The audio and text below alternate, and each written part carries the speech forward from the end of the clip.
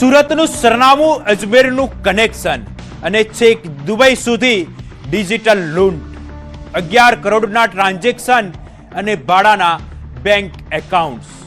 જુઓ સાયબર માફિયાઓના આ ખતરનાક બેન્કિંગ નેટવર્કનો સનસનીખેજ ખુલાસો.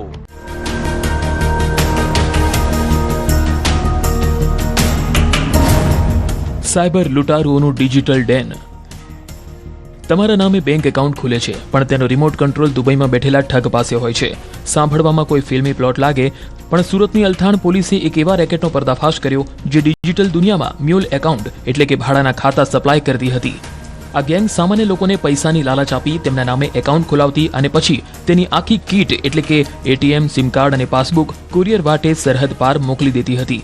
આ ખેલનો પડદો ત્યારે ફાટ્યો જ્યારે એક જાગૃત નાગરિકે પોતાના ખાતામાં થતા શંકાસ્પદ ટ્રાન્ઝેક્શનની ફરિયાદ કરી.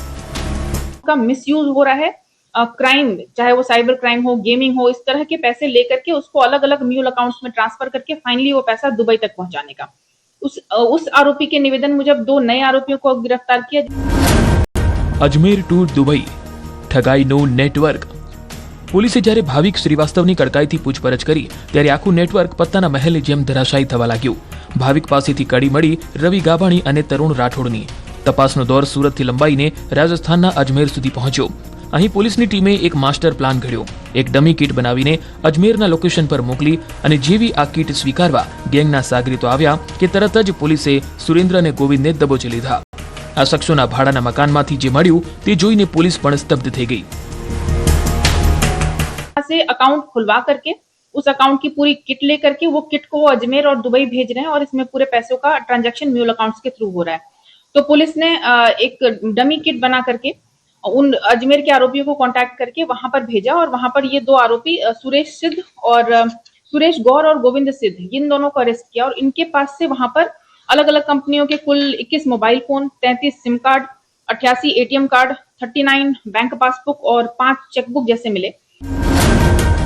11 કરોડનું ટ્રાન્ઝેક્શન. કોણ છે દુબઈનો આકા? આ કોઈ નાની મોટી ચોરી નથી, પણ કરોડોનું ટ્રાન્ઝેક્શન ધરાવતું સંગઠિત ગુનાખોરીનું માળખું છે.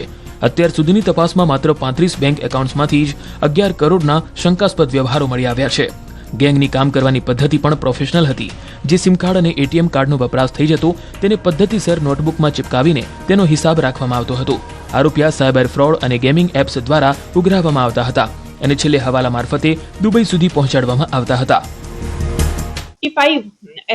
35 ऐसे बैंक अकाउंट अलग अलग बैंकों में, नेशनल बैंक और कोऑपरेटिव बैंक में इन्होंने खुलवा के रखे हैं जिसके थ्रू ये क्रिमिनल ट्रांजैक्शन कर रहे हैं. कुल 11 करोड़ का अभी तक हमें तक ट्रांजैक्शन पता चला है और आगे की तपास जारी है. अभी तक 5 आरोपियों को हमने अरेस्ट कर लिया, जैसे मैंने बताया, भाविक श्रीवास्तव, रवि भाई गवाणी, तरुण राठौर, सुरेंद्र गौड़, गोविंद सिद्ध. और इनके आगे भी और आरोपी हो सकते हैं जो कि शायद फॉरेन में, दुबई में बैठे हों, जिनके कुछ कोड नेम्स हमें अभी पता है बट रियल नेम नहीं पता है और उसका हम अभी इन्वेस्टिगेशन कंटिन्यू कर रहे हैं.